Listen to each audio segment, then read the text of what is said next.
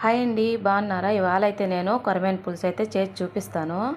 కొరమేను బయట కోయించి ముక్కలుగా నేను ఇంట్లో అయితే ఉప్పేసి తోమేసి పక్కన పెట్టుకున్నాను.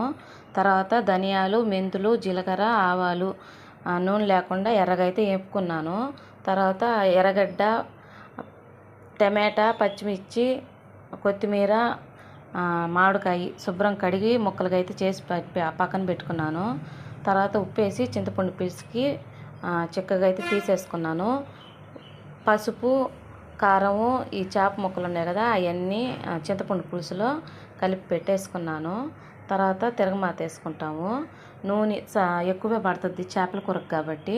తర్వాత ఆవాలు నూనె కాగినాక ఎర్రగడ్డ, పచ్చిమిర్చి ఎంత వేసేసి తిరగమాత చేసేసుకోవాలి. తర్వాత ఉడికినాక మామిడి ముక్కలు వేసేసుకొని దించేసుకోవటమే. ఇంతే, కొరమేను పులుసు అయితే రెడీ అయిపోయింది. నచ్చితే